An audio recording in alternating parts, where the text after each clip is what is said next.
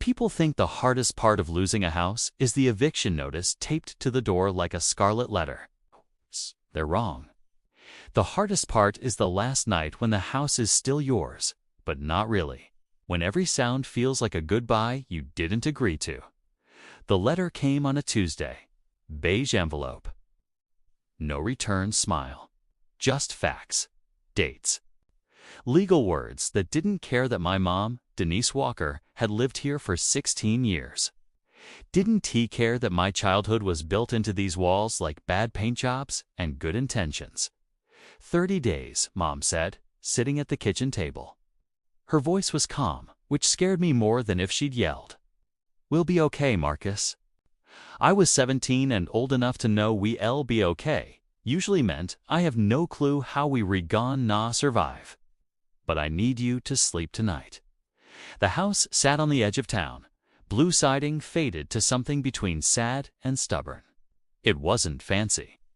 2 bedrooms, 1 bathroom, floors that creaked like they were trying to warn you about life.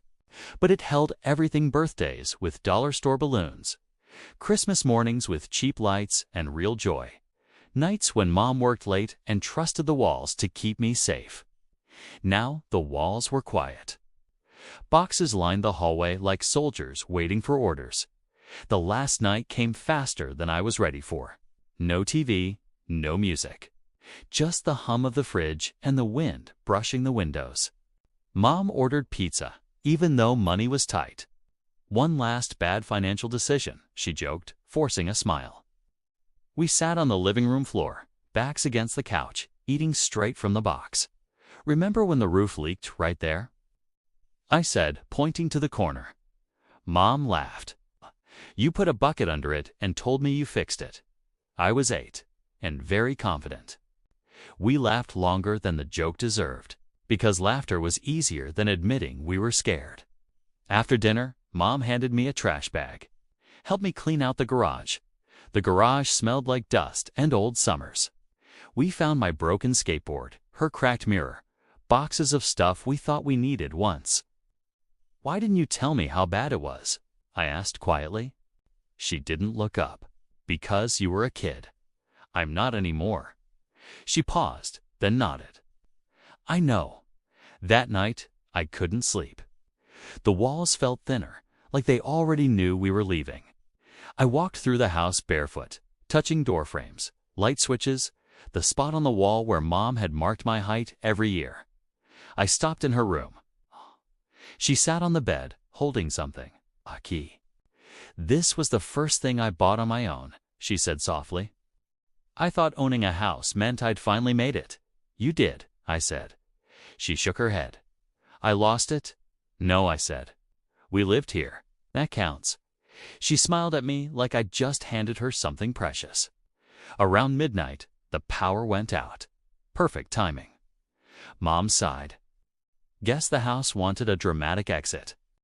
We lit candles and sat on the floor of the living room again. Shadows danced on the walls like memories replaying themselves. "I'm sorry," she said suddenly, "for not giving you more."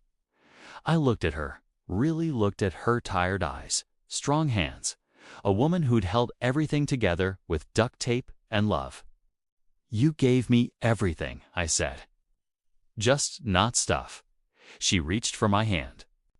"I wish this wasn't how it ended." "Maybe it's not the end," I said. "Just a turn." She studied me like she used to when I was little and said something surprisingly smart. Then there was a knock.